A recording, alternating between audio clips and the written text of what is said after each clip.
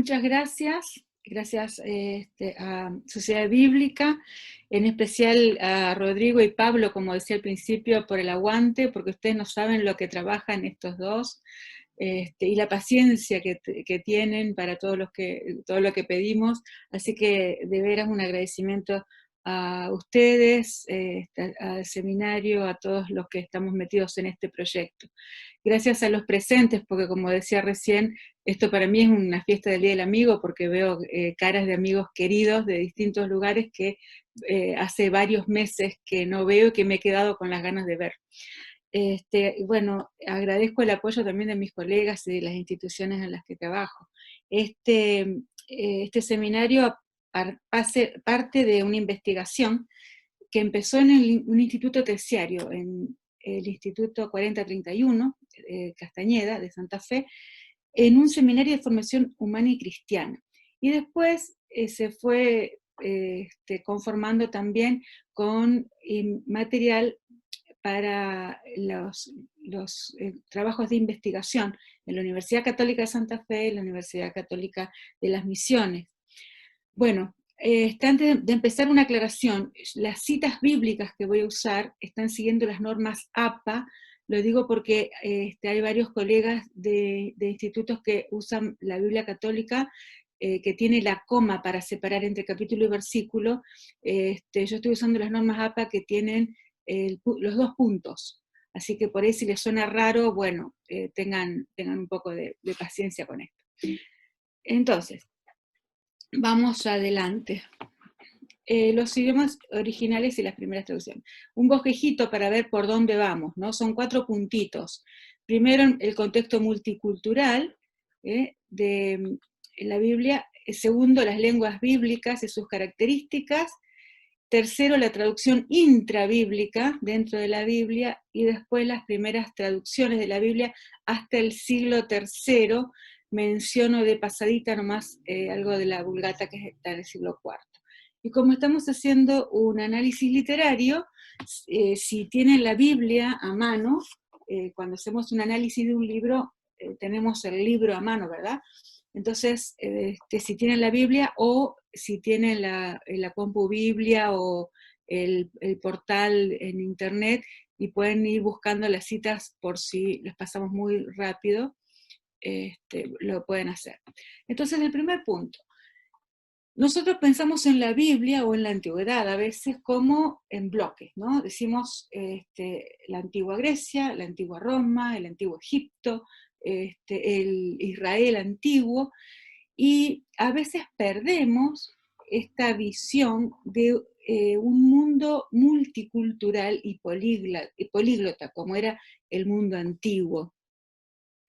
Las sociedades eran multiculturales, tenían diferentes costumbres, diferentes lenguas que convivían. Por eso es que la Biblia nació con una visión políglota. La problemática de la traducción ya está desde el inicio del Antiguo Testamento. En el Antiguo Testamento justamente tenemos este pasaje de Isaías 56, 6 y 7. Es una profecía que dice, mi casa será llamada casa de oración para todas las naciones, que está recuperando la oración de Salomón en la dedicación del Templo de Jerusalén, en 2 Reyes 8, y es retomado por los evangelios, ¿no? Mi casa será llamada casa de oración, pero lo único que dice para todas las naciones es Marcos. Mateo y Lucas, en el contexto de cuando Jesús expulsó del templo a los vendedores y cambistas, se quedaron con mi casa será llamada casa de oración. Pero desde el Antiguo Testamento es para todas las naciones. Y en este texto sí nos vamos a detener de Hechos 2. En Hechos 2 se acuerdan de la venida del Espíritu Santo en Pentecostés. La fiesta de Pentecostés había sido testigo en Jerusalén de la venida de personas, de judíos que venían a festejar desde distintos países y distintas lenguas. Entonces fíjense lo que hay: partos, medos, elamitas, los que habitamos en Mesopotamia, Judea, Capadocia, el Ponto y Asia. Asia no como el continente que entendemos nosotros, sino como la provincia romana, que era más o menos en los alrededores de Arabia. Frigia, Panfilia, los de Egipto y de las regiones del África más allá de Cirene. Y también los romanos que viven aquí en Jerusalén, tanto judíos como prosélitos. Y aquí está la cosa, todos los escuchamos hablar en nuestra lengua acerca de las maravillas de Dios. Y este es un versículo muy fuerte para la actividad de sociedad bíblica, sobre todo, ¿no? Pero lo que destacamos es, todos los escuchamos hablar en nuestra lengua. Entonces, ya vamos a retomar este texto un poco más adelante. Ahora, es un mundo multicultural y políglota, decimos, como el nuestro, pero es un mundo con tecnologías diferentes. Fíjense esto, ¿qué es? Este es un panadero con su esposa, la señora tiene en la mano la tablet y el caballero tiene en su mano el ordenador. La tablet es la tablilla de madera rellena con cera, donde la señora escribía con su punzón las cuentas, las tareas para los esclavos, la lista para ir a comprar, etcétera. Y el señor en su ordenador, ahí en sus manos puede estar teniendo un correo electrónico, un mail o un documento o un libro o todas estas cosas que guardamos en la computadora, ¿no? Entonces, acá ¿qué tenemos? Miren, alguien que está desplegando un rollo en una mesa. Esto vendría a ser lo que estoy haciendo yo ahora, compartir pantalla. Es un mundo con tecnologías diferentes. Y esto vendría a ser una reunión de profesores, ahí lo tenemos supuestamente a Gamaliel representado ahí, una reunión de profesores que ahora hacemos por Zoom, y este sería un flyer, es distinto del de presentación que hemos visto para esta conferencia, es un flyer del Antiguo Egipto. Entonces, es un mundo con tecnologías diferentes, y es un mundo en el que la lectura y la escritura requieren mucho tiempo y esfuerzo. Esto es lo que quisiera que valorásemos a lo largo de lo que vamos a ver. La lectura y la escritura requieren mucho tiempo y esfuerzo, es algo que estamos dejando de lado en nuestro tiempo. Punto 2. ¿En qué idiomas se escribió la Biblia? En primer lugar tenemos el hebreo, entre las lenguas originales del texto bíblico. En hebreo se escribió todo el Antiguo Testamento, excepto los libros y secciones en arameo y griego que ya vamos a ver. En hebreo también aparecen autorreferencias a la lengua de Canaán. Cuando en Isaías 19:18 es una profecía hermosa, que habla sobre 5 ciudades de Egipto que van a hablar la lengua de Canaán, se refieren a la lengua de los judíos, ¿no? Y después las citas, el resto del versículo es también como para dar otra charla sobre el tema, en este caso por un especialista en exégesis, que no es mi campo. La lengua de Judá aparece en Isaías 36:11. También después vamos a hablar de este versículo en el que los enviados de Sennacherib hablaban en arameo al pueblo, perdón, hablaban en hebreo, en la lengua de Judá, al pueblo judío. Esa es una referencia a la lengua de Judá, al hebreo de esa época, de la época preexílica. ¿Qué otro idioma es uno de los del Antiguo y Nuevo Testamento? El arameo. En el arameo tenemos algunas secciones en arameo. Fíjense, en Esdras, acá si tienen abierta la Biblia, esto es una joyita. Miren, en Esdras de 4:8 a 6:18, empieza Esdras diciendo, ellos decían o escribieron en arameo. Entonces, a partir de ahí, del versículo 7 que decía en arameo, entonces lo que sigue está en arameo. Así que cabe preguntar, bueno, ellos decían en arameo y lo estoy transcribiendo, o ese en arameo puede ser un subtítulo de lo que sigue, pero sigue escribiendo en arameo es Esdras, el autor de estos textos, de 4:8 a 6:18. Y después un texto más en hebreo, y después sigue de vuelta Esdras 7, del 12 al 26, con la copia de la carta que le había dado el rey a Esdras para que volviera a la tierra de Palestina. Entonces la copia de la carta, que estaba escrita en arameo, está hecha en arameo. Es una práctica que nos parece muy seria, incluso a los lingüistas de nuestra época. La carta fue escrita en arameo, la transcribieron textualmente en arameo y así quedó dentro del texto hebreo del Antiguo Testamento. Después, en el libro de Daniel, tenemos partes en arameo. El libro de Daniel, en el capítulo 2 y 4, cuando empieza a contar el sueño de Nabucodonosor, entonces ahí sigue, como se ve que transcribieron el relato del sueño, o que el sueño estaba contado en arameo, sigue en arameo, pero después terminó con el sueño y siguió escribiendo en arameo. Y empezó a contar otra profecía y siguió en arameo hasta el final de la profecía de las 4 bestias, al final del capítulo 7.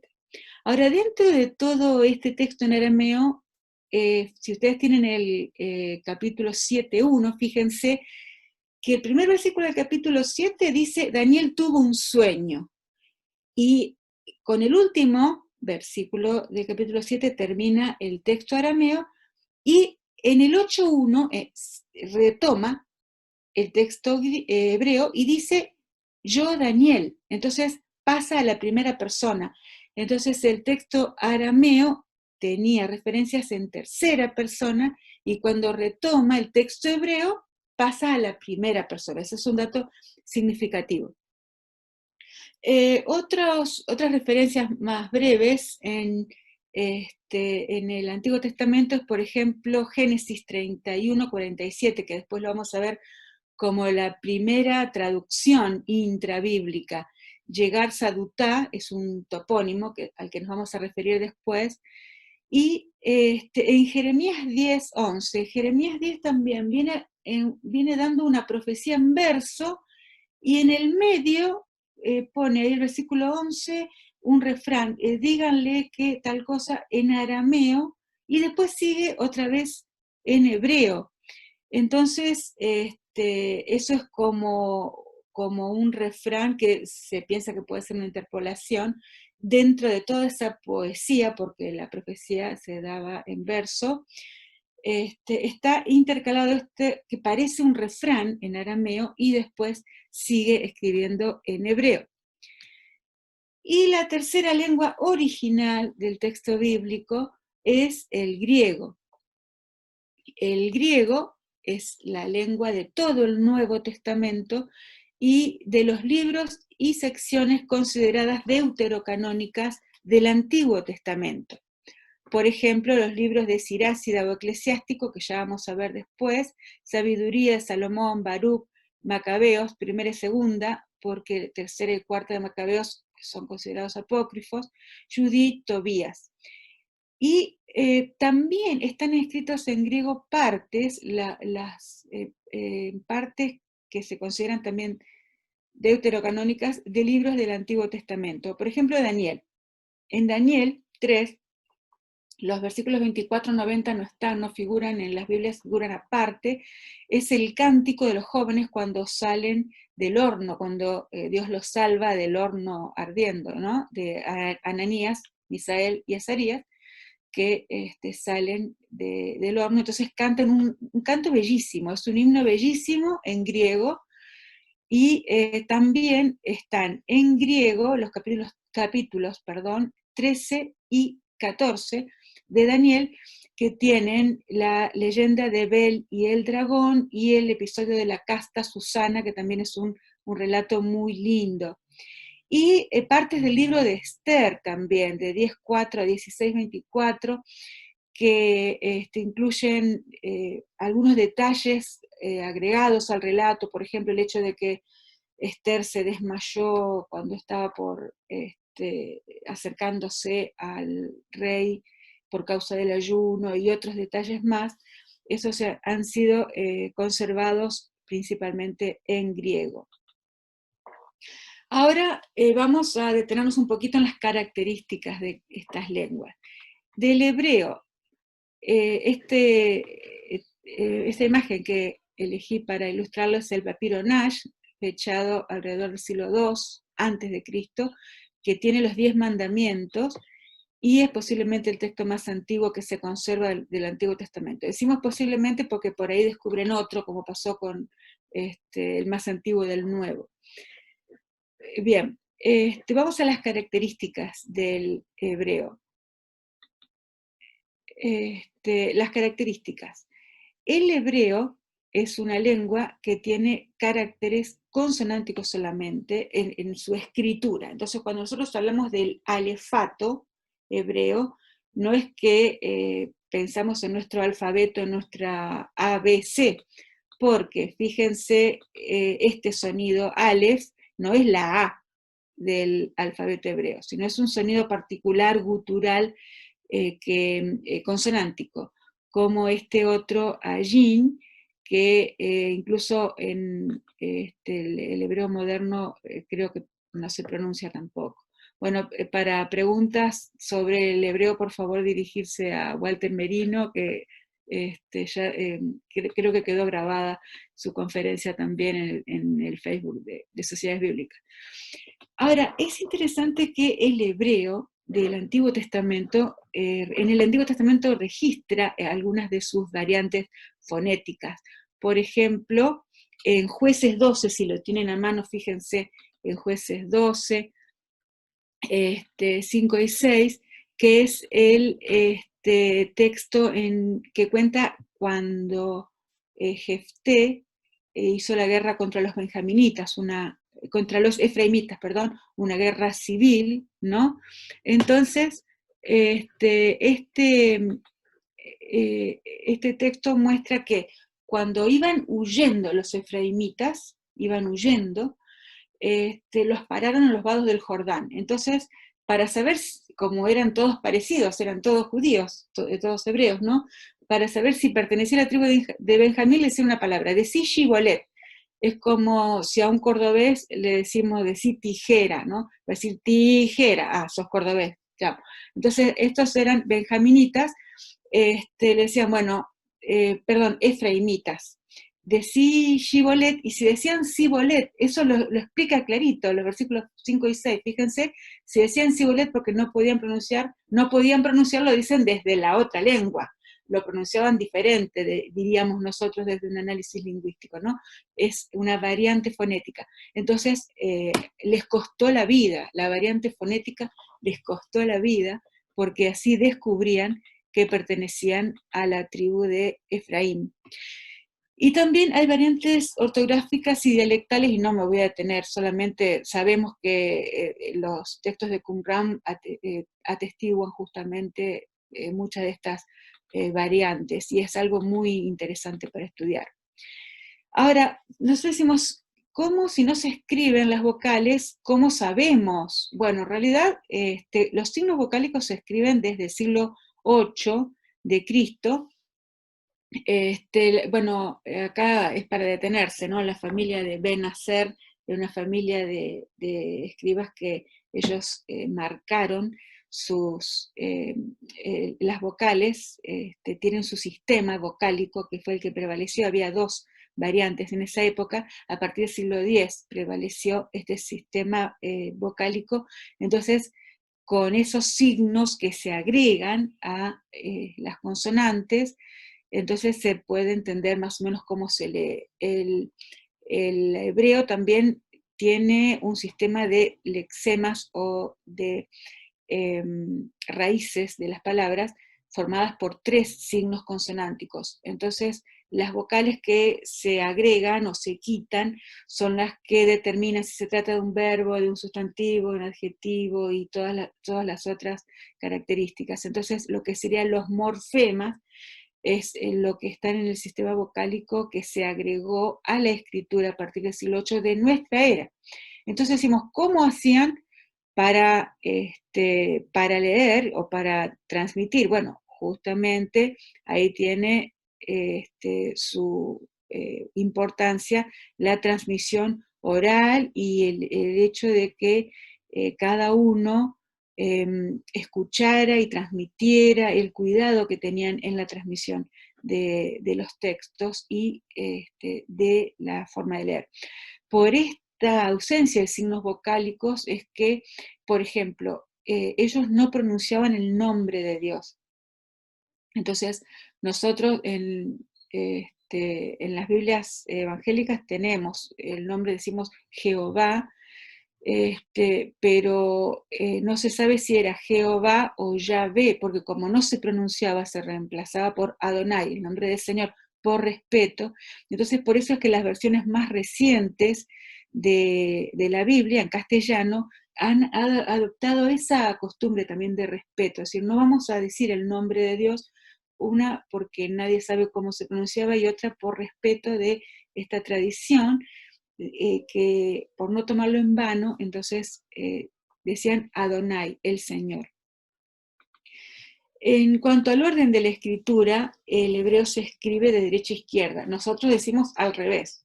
Entonces, los que escriben en hebreo dicen que los que escribimos al revés somos nosotros. Son puntos de vista desde distintas lenguas, ¿verdad?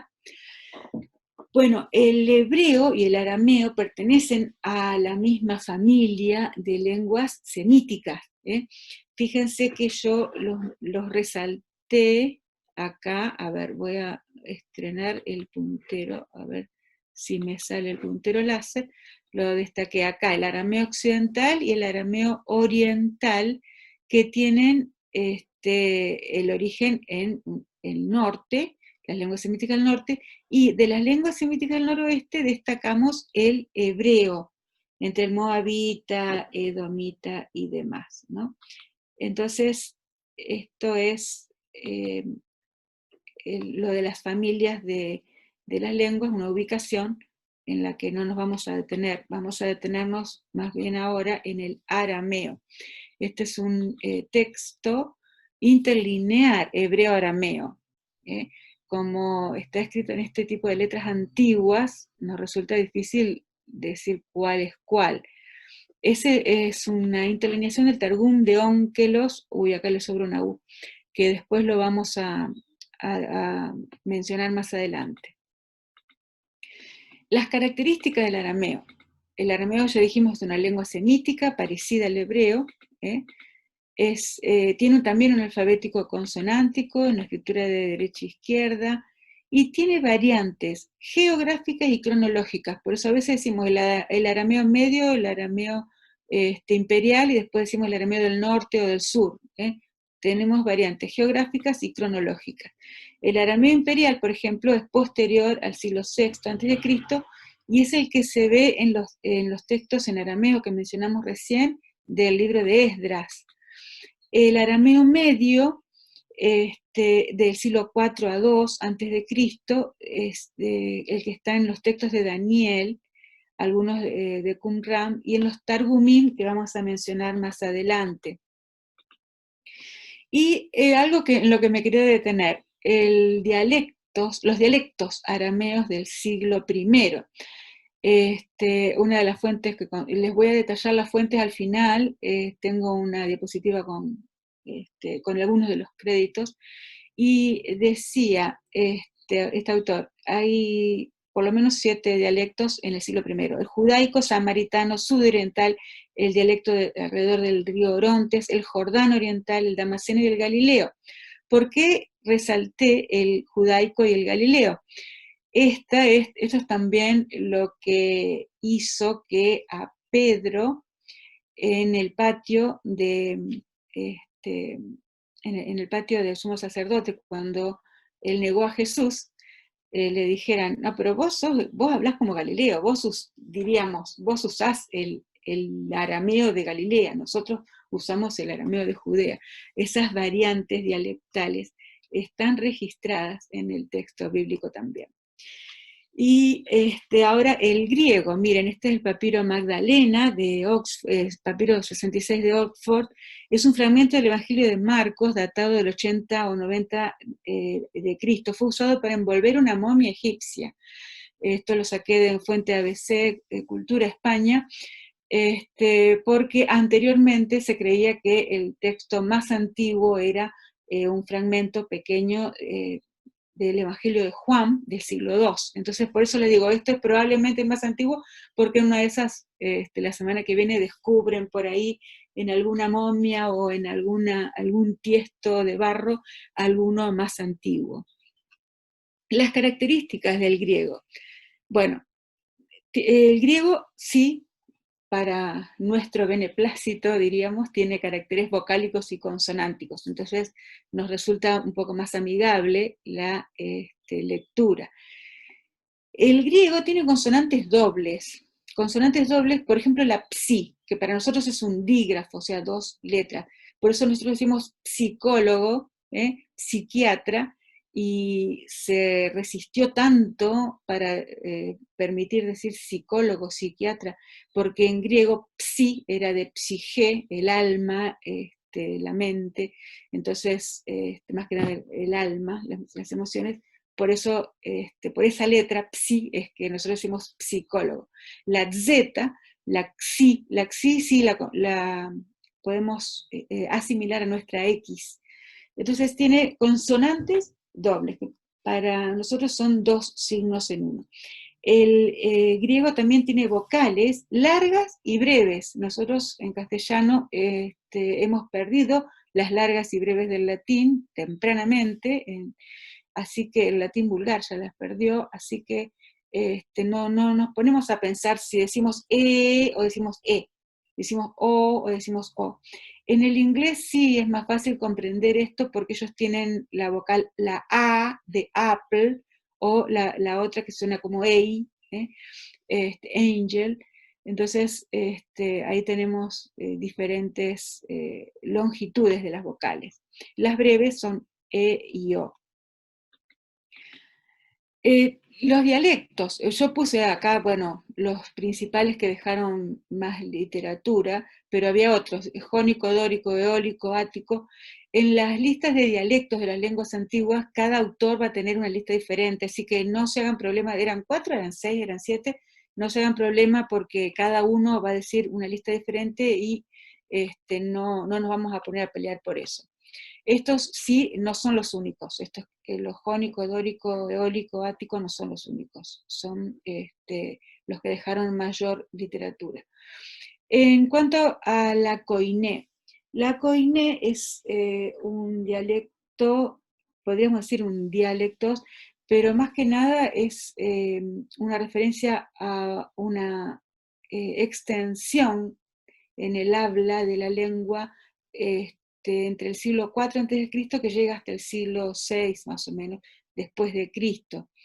La koiné es la lengua común sobre una base de ático, pero con elementos de las otras lenguas también. En realidad los griegos se entendían todos entre sí, como si nosotros vamos a los Juegos Panamericanos y nos entendemos con los compañeros de Brasil, que aprovecho a saludar a mi amiga Dorcas, nos entendemos. Dorcas me habla en portugués y yo le entiendo y ella me entiende. Bueno, así se entendían los griegos hablantes de jónico, del ático, y los del noroeste, los hablantes de koiné, porque había distintos tipos de koiné también. Ahora, de los distintos tipos de koiné, nos interesa que el Nuevo Testamento esté escrito en una koiné que se llama vernácula, que tiene más parecido con la lengua hablada, con la lengua de la gente, y no ese cuidado que tenía la llamada koiné literaria, que trataba de imitar al ático del siglo V antes de Cristo. Entonces, esa es una diferencia importante. Esa puede ser la base de las diferencias entre el griego clásico y el Nuevo Testamento. La koiné vernácula. Bueno, sobre esto hay también una serie de teorías que están en los libros de las gramáticas griegas, están en el libro de Dan Amanti, por ejemplo, están resumidas. Después, al final, podemos detenernos sobre eso. Entonces, vamos ahora a otras características. Por ejemplo, el griego del Nuevo Testamento con respecto al griego clásico tiene algunas diferencias, como la simplificación de las reduplicaciones. Lo que era gignomai en griego clásico, nacer, llegar a ser, suceder, es ginomai en el Nuevo Testamento. Por eso en los diccionarios a veces aparece con la gamma entre paréntesis, para saber que puede estar de una forma o de otra. Gignosco, conocer también. Puede tener una gamma o no. Si no tiene esa gamma, si no tiene ese signo, es koiné. Si lo tiene, es clásico. O semitismos. Por ejemplo, estos tres son tomados de Lucas 1. Lucas 1 y 2, recuerdan que son capítulos que tienen muchos semitismos concentrados, y es algo que llama la atención en un autor de origen griego como Lucas.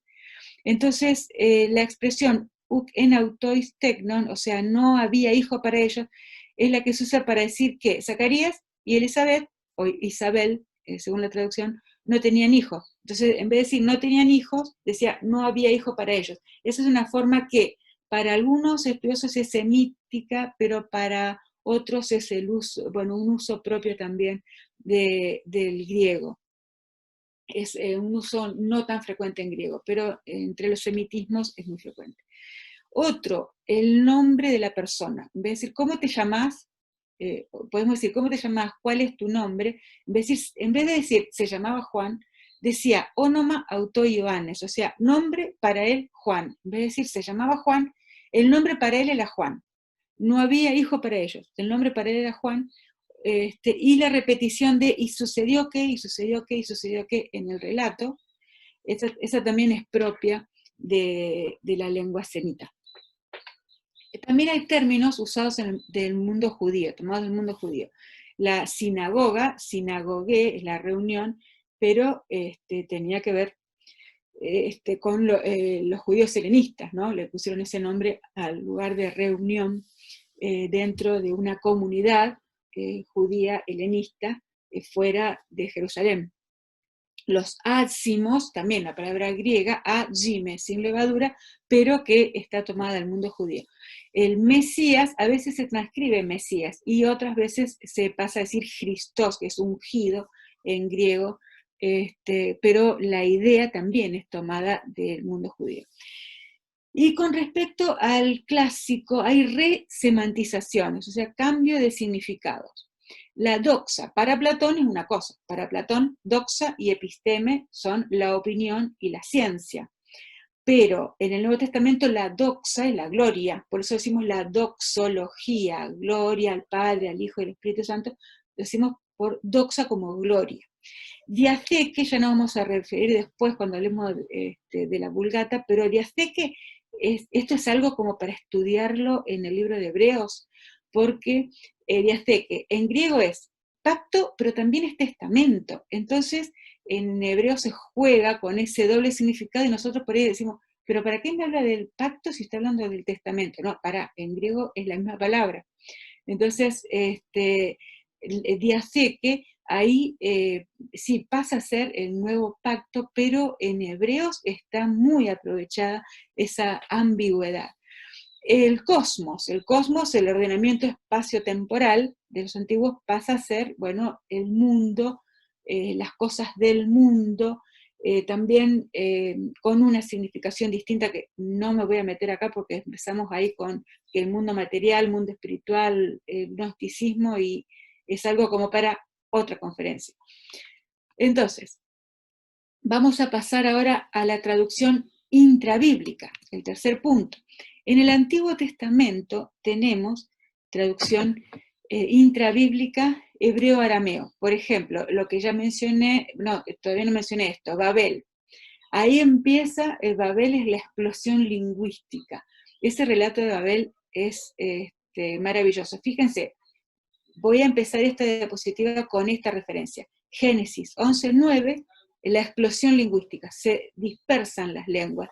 El Señor confundió el lenguaje en Babel o Babilonia, como dice Borges, la torre de Babilonia en vez de la torre de Babel. Bueno, en Génesis 31:47 está este montón del testimonio, cuando Jacob se fue de la casa de Labán, llevándose sus hijas, sus pertenencias, las pertenencias de Jacob, que se había ganado con su trabajo, y Labán lo persiguió, se pusieron de acuerdo y levantaron un montón de piedras que lo llamaron Yegar Sadutá en arameo y Galaad en hebreo. Entonces, Yegar Sadutá quería decir, o cómo se pronuncia, perdón, ¿no? quería decir montón del testimonio. Y eso es lo que quedó como la zona de Galaad, llamada así en el hebreo. En segundo Crónicas, que ya mencionamos, 32:16, el pasaje paralelo de Isaías 35, del 11 al 13, los mensajeros de Sennacherib, del rey asirio, hablaban en arameo. Ellos vinieron a increpar al rey de Israel y hablaban frente a la muralla, y le hablaban en hebreo al pueblo. Entonces los príncipes decían, no, esperen, nosotros le entendemos lo que quieren decir, que están hablando en contra del rey, que nos van a invadir, etcétera, etcétera. Nosotros le entendemos, háblenos en arameo para que no escuche. Y claro, ellos querían aprovechar este bilingüismo y querían aprovechar a hablar en hebreo para asustar a la gente. Entonces, otra vez, el conocimiento de las lenguas usado en sentido negativo, ¿verdad? Y este pasaje de Nehemías, 8:7 u 8, según la numeración, depende de la edición, es hermoso cuando vuelven todos a Jerusalén, cuando ya está reconstruido el templo. Esdras se para y lee, no está reconstruido todavía. Esdras se para y lee la ley, encontraron el libro de la ley. Esdras se para y lee la ley al pueblo. ¿Qué pasaba? La ley estaba escrita en hebreo. Entonces dice, y los escribas, y da los nombres, los levitas que estaban ahí, dice, ponían el sentido, dice la Reina Valera 60, ¿no? Explicaban, el verbo griego es sinetizo, ese sin significa con, entonces es algo que está al lado de otra cosa. Este texto lo toman como origen de los Targumim. Targum es una explicación en arameo de lo que dice el texto hebreo, para el que ya no habla hebreo, lo lee como en la lengua sagrada, la lengua del texto sagrado, lo lee, pero necesita que se lo traduzcan y que se lo expliquen. Esta es también, me decía Rodrigo, una parte de la Biblia que es muy cara para los traductores bíblicos, ¿no? Explicaban o traducían. Y ahora con esto cierro, fíjense, la diapositiva con algo que es todo lo contrario de Babel. En Babel el Señor confundió el lenguaje. Y en Hechos 2, en la venida del Espíritu Santo, el Señor hace que todos entiendan el mensaje. Entonces, lo que fue primero una dispersión, como un castigo, ahora es una reunión, todos se entienden, cada uno en su lengua, pero entiende el mensaje. Esto es también algo que nos motiva a llevar la Biblia, la palabra de Dios, a todas las lenguas, para que todos entiendan el mensaje, todos los escuchen hablar en nuestra lengua. Y al respecto hay anécdotas muy hermosas de pueblos originarios que dicen, ahora Dios habla mi lengua, Dios habla en mi lengua, es algo muy hermoso. Ahora, traducciones intrabíblicas en el Nuevo Testamento, traducciones arameo-griego, por ejemplo, Talitha cum, en Marcos 5:41, niña, a ti te digo levántate. Bueno, en términos generales, hay también estudios específicos sobre este texto y lo que quería decir, pero en líneas generales decimos, bueno, arameo, Talitha cum. Efatá, en Marcos 7:34, estos son todos textos de Marcos, ábrete, cuando Jesús está sanando al ciego. Después, las palabras de Jesús en la cruz, Eloi, Eloi, lama sabachthani, perdonen por mi pronunciación, no soy especialista en arameo, en Marcos 15:34, y también en Mateo ahora, Mateo 26:73, la referencia al dialecto galileo, al arameo galileo que veíamos recién.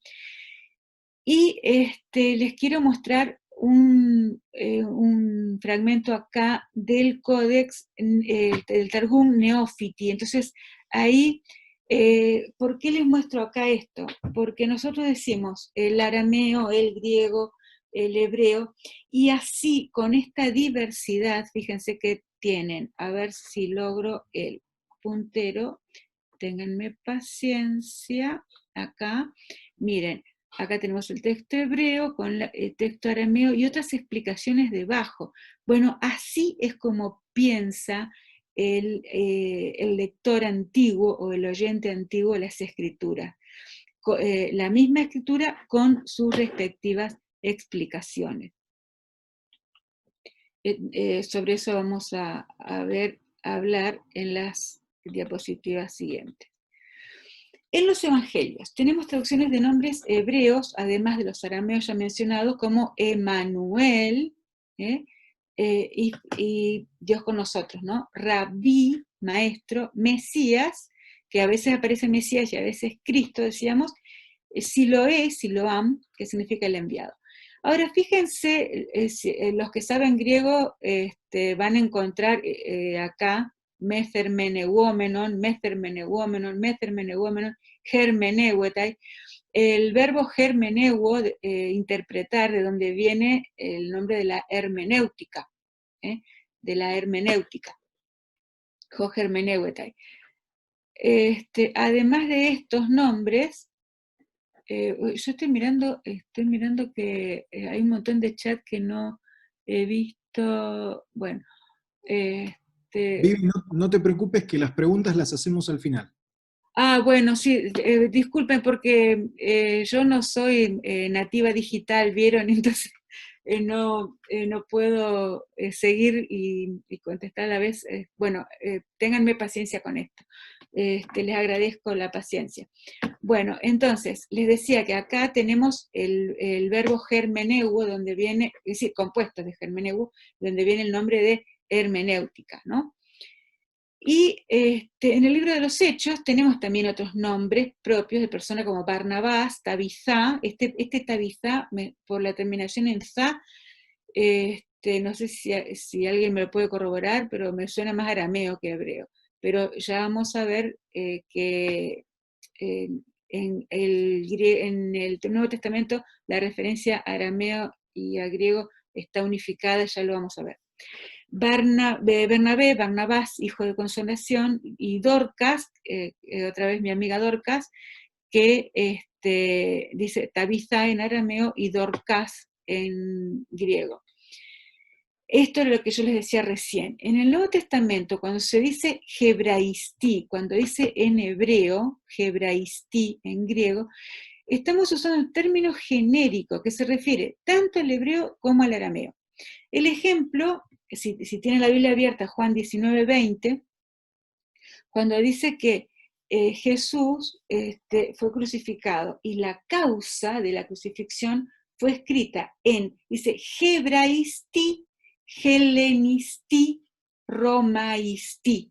Hebraisti, decimos en hebreo, helenisti, ya sabemos que es en griego, romaisti en románico, o sea, romano, latín, ¿no? Ahora, ¿este hebraistí es hebreo o es arameo? Porque hebreo es la lengua de las escrituras y sabemos que la lengua corriente era el arameo, entonces lo más probable es que sea arameo. Por eso es que pensamos, y fíjense también por estos nombres, que dice hebraistí, utiliza esta denominación en estos nombres. Betzazá, Gabazá, Golgozá, parecen arameos. Abadón, Armagedón, ya no tanto. Pero el término hebraistí en el Nuevo Testamento es genérico, se refiere tanto al hebreo como al arameo, y tenemos que andar adivinando ahora por las terminaciones nosotros, que distinguimos entre hebreo y arameo. El escritor bíblico, sobre todo desde el punto de vista del griego, para el que todo lo que no era griego era bárbaro, los romanos también heredaron esa costumbre, entonces dice, bueno, es una lengua, la lengua de ellos, decimos en una lengua semita, dirían ellos, ¿no?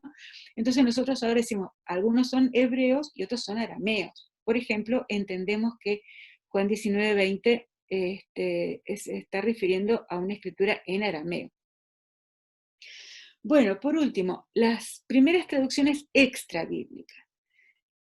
En cuanto a traducciones extrabíblicas, acá también tengo que hacer una aclaración. Esto forma parte de un proyecto, de dos proyectos de investigación de la Universidad Católica de Misiones, la Universidad Católica de Santa Fe. Entonces, esto se sigue escribiendo. Yo capaz que la semana que viene le incorporo otro dato y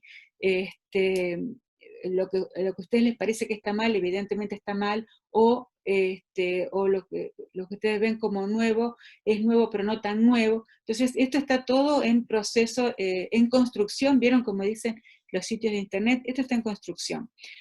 Yo tomé estos datos del libro de Trebollé Barrera, La Biblia Judía y la Biblia Cristiana, de Editorial Trota. En este momento no podemos ir mucho a las editoriales, no hay envíos a la Argentina, pero se puede conseguir en algunas librerías en Argentina. La Biblia Judía y la Biblia Cristiana, de ahí saqué la mayoría de los datos y otros de artículos de revistas especializadas. Entonces, la versión de los 70. Entonces, la versión de los 70 empezó con la Torá es el Pentateuco, traducida en el siglo III a.C. en Alejandría, bajo Ptolomeo Filadelfo. Hay una hermosa leyenda de una carta, decimos el pseudo Aristeas porque ya sabemos que no se llamaba Aristeas, que no era griego, que en realidad era un judío helenista que quería avalar la traducción de la Septuaginta, y le salió bastante bien porque fíjense que Agustín pensaba que la versión de los 70 era en sí divinamente inspirada, aparte de la inspiración del texto hebreo, que no me voy a meter en eso, pero me pareció un dato interesante.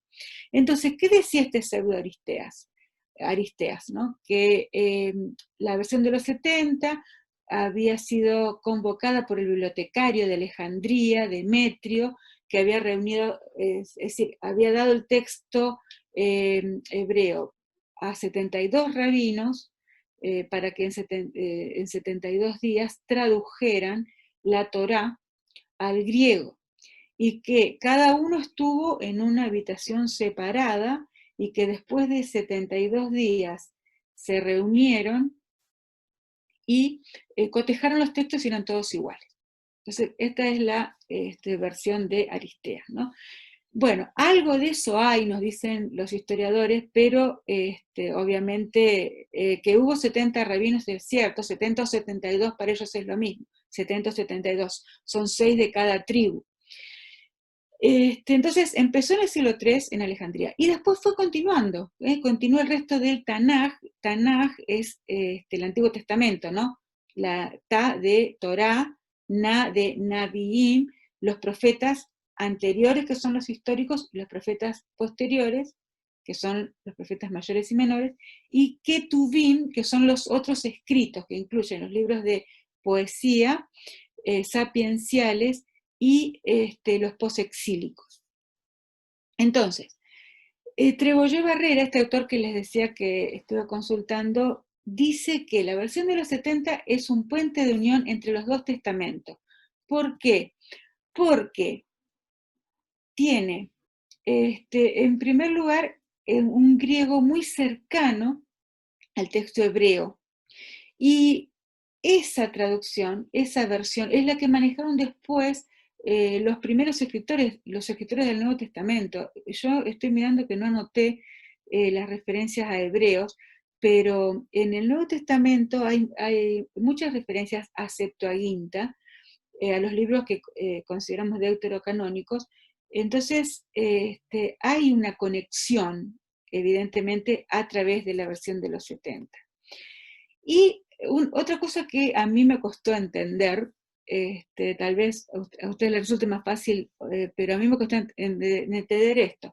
Cuando nosotros hablamos de Antiguo Testamento, cuando hablamos de la versión de los 70, yo me imagino la edición de Ralphs, que puedo consultar online, la versión de la Septuaginta de Ralphs, que puedo consultar en internet. Entonces, para mí eso es la Septuaginta. Pero en el primer siglo, en la época de Jesús, no era así, no estaba la Septuaginta de Ralph. Estaban libros traducidos, libros sueltos. Entonces había un pluralismo de libros y de textos. La Septuaginta se basa en un original hebreo diferente del texto masorético y nos dice Trebollé Barrera en ocasiones preferible.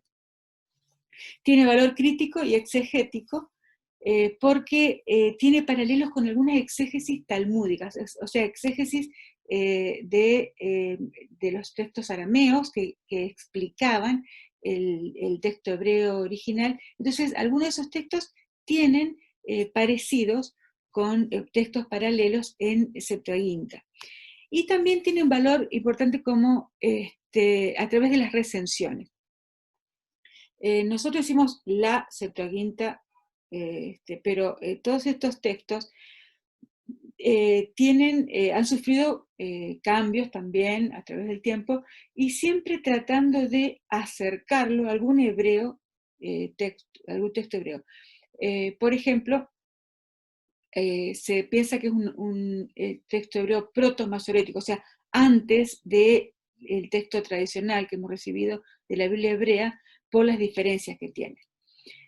Un ejemplo de traducción intrabíblica, el eclesiástico. Fíjense lo que dice el prólogo de Jesús ben Sirá. Esta foto del prólogo acá en castellano la saqué del eclesiástico en la Biblia del Oso. Ustedes saben que la Biblia del Oso tenía los deuterocanónicos en el mismo orden en que está ahora en la Biblia católica. Recién en 1602, la Biblia del Cántaro, la de la revisión que hizo Valera, o sea, la primera Reina Valera, que es la de 1602, la de 1569 era la de Reina solamente. Bueno, en el prólogo voy a resaltar solamente lo que está en negrilla, porque lo que está expresado en hebreo no conserva su misma fuerza cuando se lo traduce a otra lengua. Y esto no sucede solo aquí, sino que la misma ley, los profetas y los demás libros presentan diferencias notables cuando se los lee en el original. Este prólogo está pidiendo disculpas, fíjense, por su traducción. Aparentemente es una traducción, lo que conservamos en griego, aparentemente es una traducción de un texto hebreo perdido. Eso es como curiosidad. La Biblia entonces de Jesús y de los apóstoles era el Antiguo Testamento, porque ellos estaban viviendo los primeros libros del Nuevo Testamento, que incluía, como ya dijimos, una pluralidad de textos, canónicos, deuterocanónicos, apócrifos, que son, una cosa es deuterocanónico del canon de la Septuaginta, y otro apócrifo que no entra en el canon de la Septuaginta tampoco. Textos en hebreo y griego, explicaciones en arameo, y el canon hebreo no estaba cerrado, se cerró al final del siglo I.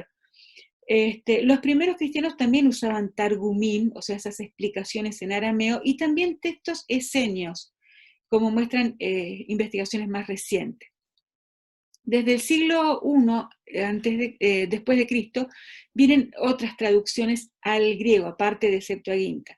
Por ejemplo, la traducción de Áquila de Sinope, o algunos dicen que es el mismo Onkelos, otros dicen que no nos vamos a pelear por eso.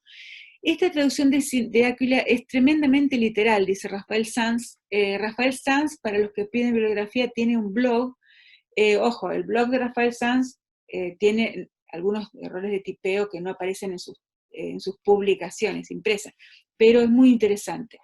Y posiblemente el Eclesiastés y Cantares de Septuaginta vengan de este códex de Áquila de Sinope. Otra, Teodosión de Éfeso, que algunos dicen que es Jonatán ben Uziel.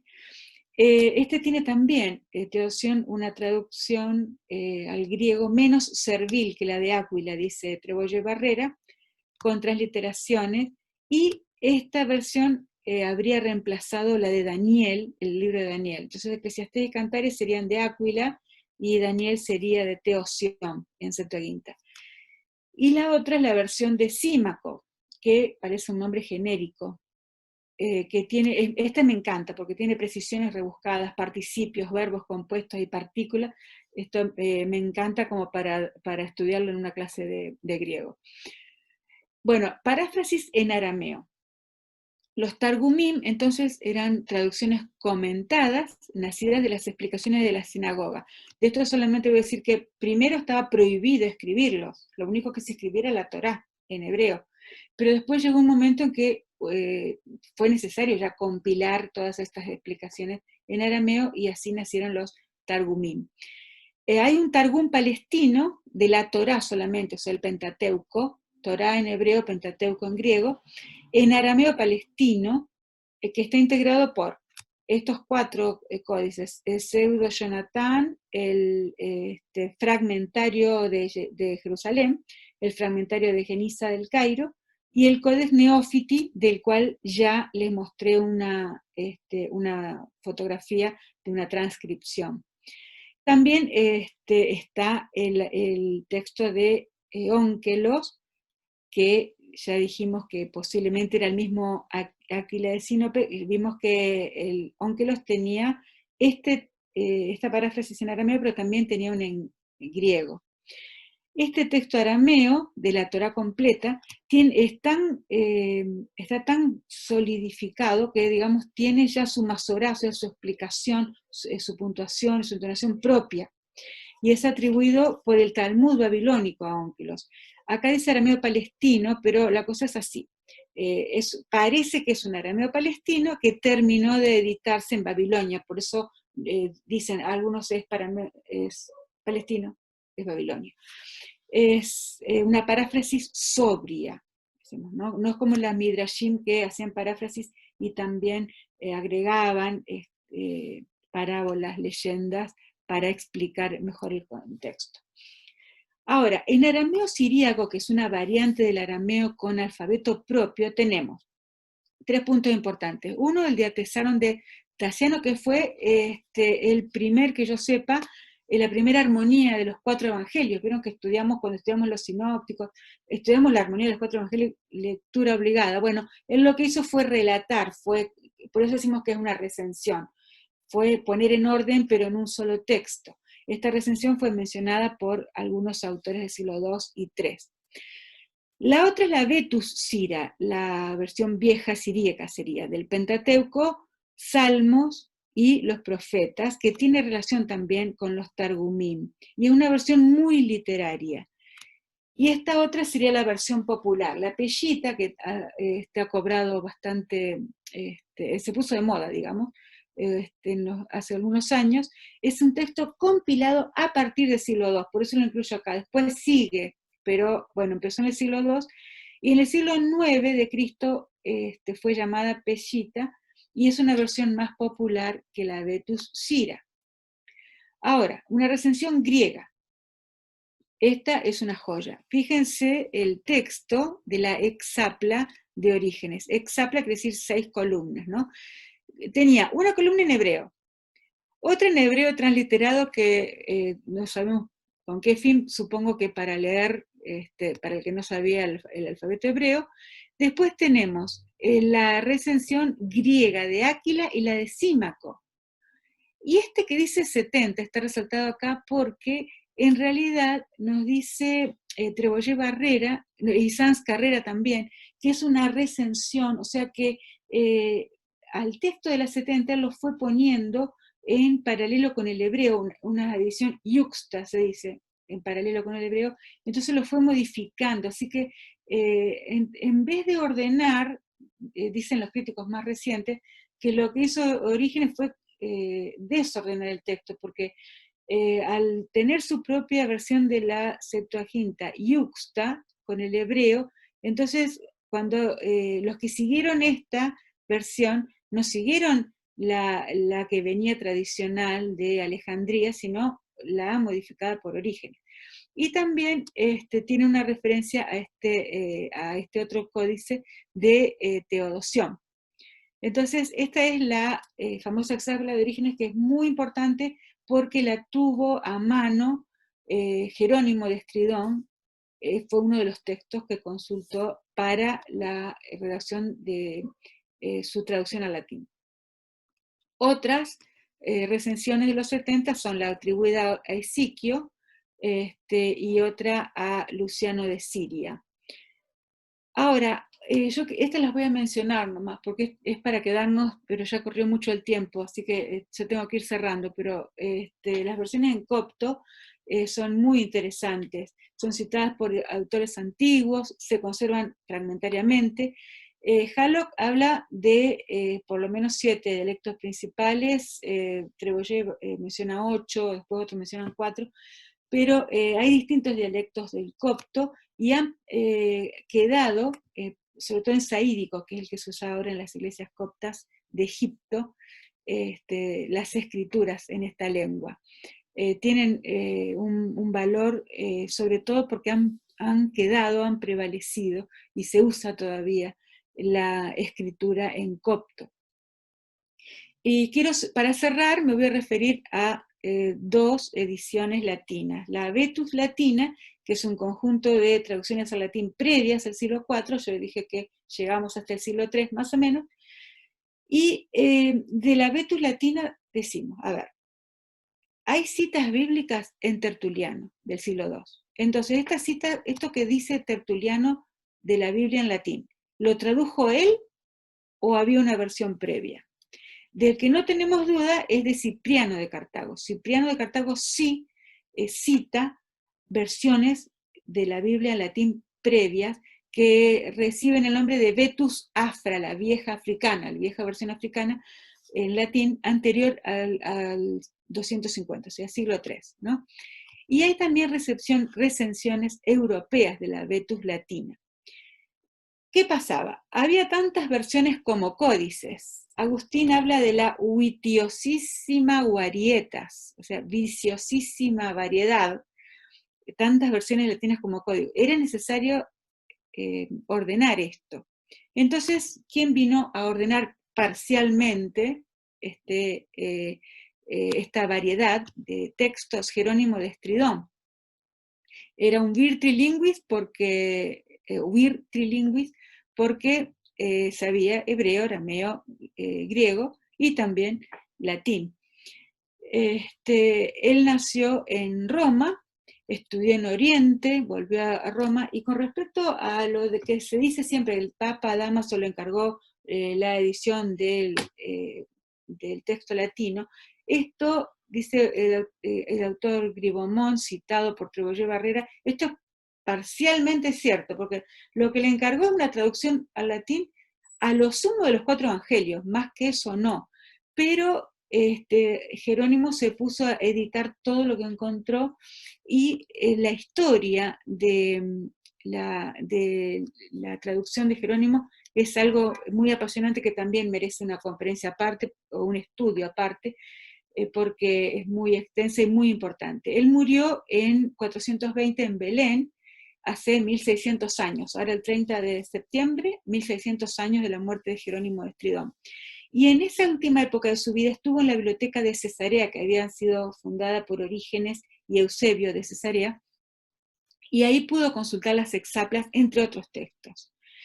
Lo que le reconocemos a Jerónimo es que si él dudaba, él decía, ante cualquier duda consulte a los hebreos. ¿Vieron cómo decimos ante cualquier duda consulte a su médico? Bueno, Jerónimo decía, ante cualquier duda consulte a los hebreos. Él siempre se remitía al texto hebreo, porque decía que en comparación con la lengua hebrea, hablaba de una pobreza, pauperiem, de la lengua griega y de la latina. Y se le ha criticado muchísimo la traducción a Estridón, a Jerónimo de Estridón, pero tenemos que tener en cuenta, en primer lugar, algunas de las críticas que le hacemos, deberíamos reconocer que fueron decisiones del traductor. Por ejemplo, interpretaciones corrientes en la época, queren por cuerno, en lugar de rayo, en Éxodo 34-29, ¿vieron cuando dice que después de estar en la presencia del Señor, a Moisés se le veían que le resplandecía el rostro, por eso se tapaba la cara? Entonces él dice que se le veían cuernos. El cuerno es un símbolo de poder. Por eso es que, basada en esta traducción de Jerónimo, tenemos la imagen de Miguel Ángel del Moisés con cuernos. El cuerno era sinónimo de poder. Entonces Jerónimo decía, no, más que el resplandor, yo veo ahí el poder de Dios que se le veía, y está tomado de Áquila, del Códice de Áquila. Así que también era una decisión voluntaria, no es que se equivocaba porque no sabía. La Vulgata, yo decía hasta el 3, pero consideré abusar un poco de la paciencia de ustedes para nombrar la Vulgata, porque este año se cumplen los 1600 de la muerte de Jerónimo, y otra porque así hacemos el salto para pensar después de la Vulgata en las traducciones al castellano. La Vulgata comenzó por el Salterio, en una versión perdida. En el 392 Jerónimo revisa la versión latina de Génesis de la Vetus latina, pero ahí es donde pasa a trabajar desde el texto hebreo, y ese es el valor de la traducción de Jerónimo. Criterio de veritas hebraica, ¿eh? Pero, a ver, para él el texto hebreo no era la sola escritura como pensamos nosotros desde la Reforma, sino que cuando decimos la veritas hebraica, él incluye las recensiones de Símaco, Aquila y Teodosión, dice otro autor mencionado por Trebollé Barrera. El Salterio, los Salmos, él también lo vuelve a mirar desde el texto hebreo. Y después continúa con los profetas, etcétera, etcétera. Y me quiero detener acá. Recién en el año 400, recién encara la traducción de la Torá, del Pentateuco. Empezó por el Salterio. De los deuterocanónicos, miren lo que pasó. Solo tradujo Tobías y Judith, con apoyo en la Vetus latina. Todo lo demás que tenemos de los deuterocanónicos fue incorporado después, desde la Vetus latina, pero no necesariamente con la revisión de Jerónimo. Por eso considero necesario destacar esto. No todo lo incorporado en lo que conocemos por Vulgata fue traducido por Jerónimo, ni todas las traducciones de Jerónimo entraron a formar parte de la Vulgata. Eso es algo que creo que resume todo lo que podamos decir después. De la traducción de Jerónimo, como él dominaba hebreo y griego, y parece que estudió también arameo, entonces decimos, cuando él traduce del hebreo verit, traduce foedus, fedus o pactum al latín. Y cuando traduce del griego diathé, que es ese término que ya mencionamos, él traduce testamentum. Entonces ahí en ese detalle se nota la diferencia de fuentes que manejó. Él utilizó los mejores textos griegos y el hebreo disponible en su época. También por eso es que su traducción tiene un valor crítico para rastrear los textos perdidos de Aquila, Símaco y la Vetus latina. Y Agustín, ya le decía, ya lo mencioné, consideraba que el texto griego no debía ser postergado en favor del hebreo, porque creía en la inspiración, y ahí, bueno, se me coló una T, pido disculpas, directa de la Septuaginta. En los siglos 7 a 9, la Vulgata fue desplazando a la Vetus latina, que seguía en vigencia, seguían estos textos por libros, ¿no?, siendo leídos. Su texto siguió siendo revisado y la historia de las revisiones y nuevas versiones y compilaciones de la Vulgata es digna de mayor atención y excede el objetivo del presente trabajo. Lo que sí quiero destacar es que traducción de Jerónimo no es lo mismo que Vulgata. Ya dijimos en la diapositiva anterior, la Vulgata incluye textos de Vetus que no fueron revisados por Jerónimo.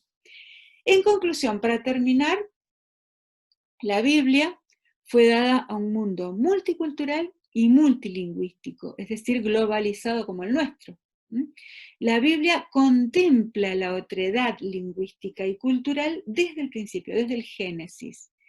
Y todos necesitamos escuchar el mensaje en nuestra propia lengua, como dice en Hechos 2:11, y todos los escuchamos hablar en nuestra lengua acerca de las maravillas de Dios. Así que el texto bíblico que les quiero dejar de Reina Valera Contemporánea, Hebreos 6:10, pensando en todos estos que trabajaron para que tengamos este texto hermoso en nuestras manos, porque Dios es justo y no olvidará el trabajo de ustedes y el amor que han mostrado hacia Él mediante el servicio a los santos, como hasta ahora lo hacen. Este servicio que personas desde tanta lejanía histórica, geográfica y lingüística, cultural, ese trabajo de amor que han hecho, que Dios es justo y no lo olvidará. Es el trabajo y el amor empeñados en la transmisión de la palabra. Por eso les digo, Todot, gracias, Eucaristó, y gracias en latín a todos ustedes.